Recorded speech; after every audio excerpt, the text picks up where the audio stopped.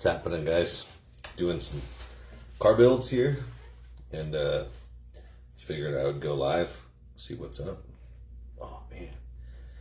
So these are pretty high-end cars using strong mags, stiff parts, stiff chassis. Definitely tricky to do, but putting front tires on right now. I got two of them. The motor's already in them. And that was when I was like, you know what? We should probably go live right now. So here we are. But just seeing what's up, seeing what everybody's up to. Here's another one. I'll do front tires and then put the motor setups in these other two. Put traction mags in them.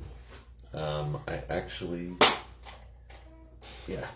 thought I needed to break in the end bells, but I've already done that. So hopefully you guys are having a good day. It was super nice here, and we had some pretty good weather, 60 plus degree weather, and now it's raining, and if it gets any colder, it's going to probably be snowing. So,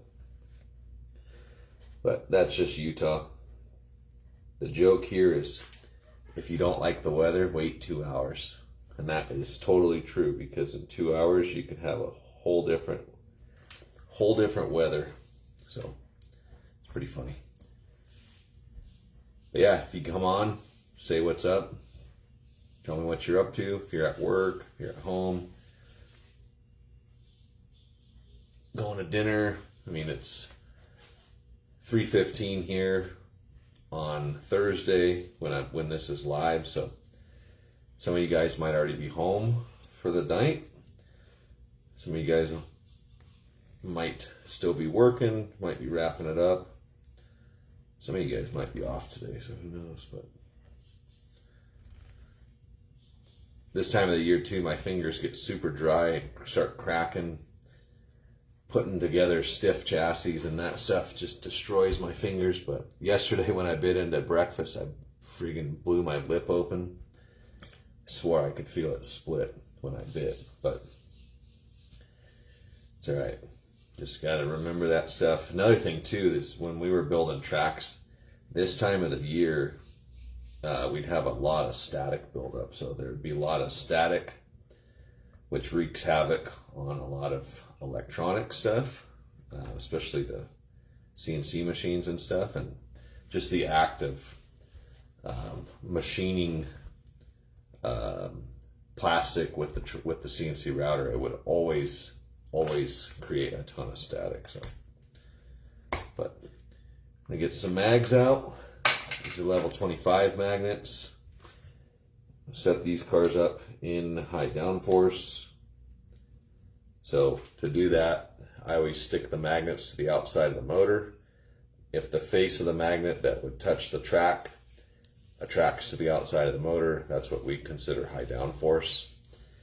If you wanted to put it in low downforce, you definitely could. It'll give you a little bit more power, but it does take away a little bit of overall downforce. So you just got to keep that in mind, because it's kind of counteractive, because it'll make the car go faster and it'll also have less downforce, which usually isn't super ideal, but on heavy rail tracks, it is definitely ideal, so, and necessary. But that one is in, so we'll see how it feels running it at 5 volts. I usually, before I put the magnets in, the tractions, I will run it for just a split second without them, but the way that like the magnet clip works is not only does it hold the tractions in, but it also spreads the top and holds the top of the motor magnets in the correct position. So if you run it without a magnet clip, depending on how strong your magnets are, the magnets could suck down on the armature and you could have a little bit of interference there. So I usually don't break them in or run them very long without having the magnet clip on them, so that all of that stuff is nice, square, and happy. I am going to put that one on the block. And I'll grab this next one here. Put some more traction mags in them. So these cars are all the same car. They do have 35 gauge arms in them, which come out to about 1.43 to 1.48 ohms. We run them with a high torque level 10 motor magnet and level 25 tractions. That's a really, really good combo if you want to run something that's not super extreme, not like a full-on Neo car. Because these are stiff, I am using my pliers just as an assist in getting the magnet clip to pop on there, because they are mega. But after I pop the clips on, I usually will make sure that I oil front and rear bushings. I do pre-oil the bushing when it's at this point. I like to put some oil on the rear bushing between the armature spacer and the bushing, just because once it's together, it's a little bit harder to get that in there. But after I snap it together, I oil the end bell and I do all of the front wheels. So that's just kind of my habit. We'll put this one over here. Sounds really good. So you can hear how much quieter it is right now, and then when I let it down and it sucks down onto the car, it gets a lot louder, just because you're hearing all the harmonics and stuff through the setup that we have there. So they're not, helicopters, but sometimes they sound like that. Neo cars, and the stronger the magnets are, the worse that it gets. I mean, if you throw on a regular old car, that's a stocker Mega G, it's pretty quiet. It sounds weak, but yeah, I gotta go grab some magnets real quick because I forgot a set of motor magnets, and I don't think that I have any down here, so I'll be right back.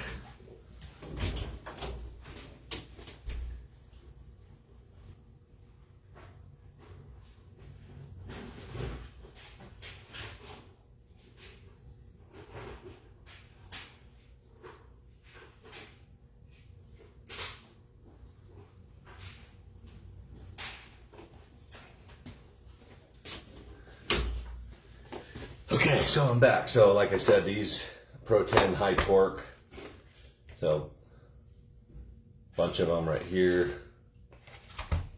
Actually getting low on these, so I'm gonna have to order some more, but because of the way we do our bulk inventory, I always like to take quantities of 10, and then I usually will stick the rest of them down here on my toolbox, and that way they're sitting there ready to go when I need more. It's a little bit dry right now. I mean, there's not a ton of stuff down there, but yeah, just kind of a old habit. Metal toolbox, sticking magnets on it, but a lot of times I'll have traction mags stuck like that. Usually not Cobalt or Neo stuff, but the polymer stuff I'm not as worried about, so I'll put that stuff on there, no problem. But also have some oddball magnets. I mean, occasionally if I get a set of motor magnets that are not marked, I keep these old Tyco traction magnets that I have made red marks on. And basically with these things, if the face of the magnet attracts to the passenger side, I know that is the white magnet, essentially. So the white magnet, we always put that on the passenger side. Sorry, so if that magnet attaches to the driver's side, then we know that it's the non-white one. I was thinking about the video being backwards and thinking if that was going to mess with you guys, and it actually messed with my own head. So It's kind of funny. So just snap this one in. It doesn't have the magnet clip on it, but I want to make sure that it sounds fine before I go forward. I mean, a lot of times I try not to put the clip on too many times on and off, especially the stiff ones. Mostly just because they hurt my fingers to put on, but also they can break even if, no matter how gentle you are with them, they're just so stiff that happens. But I like to make sure that the motor sounds good and that there's no weird problems before I snap the clip on there, because once the clip's on, to get it back off, you kind of have to like really hurts your fingernails. So this one, let's get this guy on there.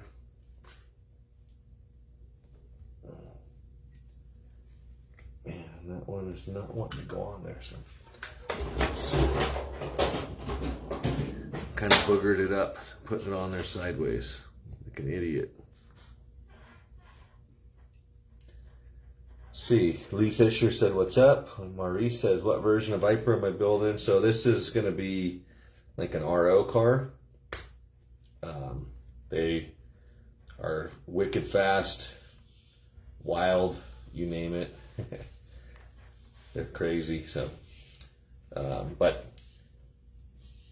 these ones, you know, we usually don't do too many batches of them. But man, I cannot get that clip to go on there. It is kicking my trash right now.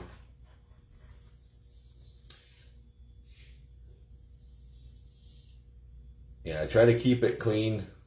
I actually learned that having the clean work area behind me, even though that I can't see it necessarily, is super important for me anyways. But in my old office, I had my workbench was next to me, and I would get so distracted by seeing cool projects and customer cars and who knows what else on there that I just wouldn't get as much work done. So I try to keep it somewhat clean. These are custom builds, and then just, you know, have some other stuff over here. But I usually keep whatever I'm building or project cars, you know, weird oddball stuff is what I keep on my desk. But then back here, have notes up here for special builds, have all my fluids over here on the other side of my drink, just oil, Loctite, glue, Sharpies, and empty parts tubes, and then junk stuff. So stuff that has broken or got busted.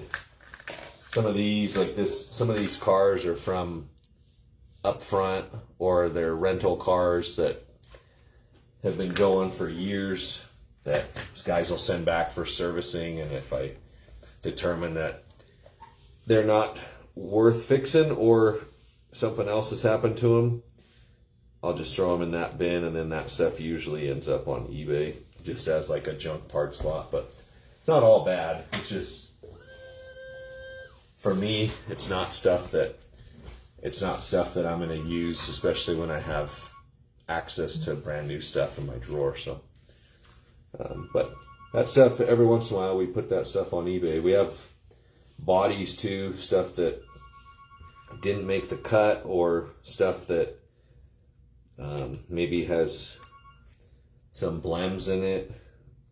You know, Lexan body stuff. That stuff we also will do every once in a while. So if you guys are interested in that stuff, let me know. And actually, if you want to message me, I can show you kind of what we got before I post it on there, and you can make me an offer or whatnot. But like, you know, we consider it not good to sell as brand new, or not good to sell as a representation of, you know, the quality that we do. But a lot of times it's fine, you know. Sometimes too, even if I'm going racing and I don't have any new bodies, I might grab some out of there that have, you know, some bleed marks or whatever on them, and I just turn those into cars for myself. But they're, like I said, they're not really that bad at all. But But yeah, getting this fourth one, getting the mags in here. So the next step after this that I will do is put the rear end together, and after we do that, we will need to Loctite the pinion on there. These ones use metal pinions. I am actually gonna upgrade the crown gear on these for this batch, so probably have to take a picture and update the website as well, because the gear that we were using, it's not really, I mean, it's fine for a stalker, but these cars have so much power that it'll smoke that thing. And you know, a lot of guys that buy these things, they're not as gentle on them as they could be, so we'll get that fixed up. Let me get this one oiled, and we'll put some stronger gears in them and make a better product. So that's what we like to do. And if I did already oil this one, I oiled it again. So sounds crispy, the way we like it. Man, I've been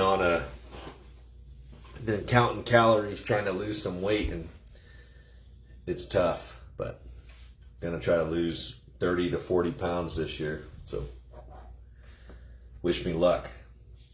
If any of you have done that before, message me your secret.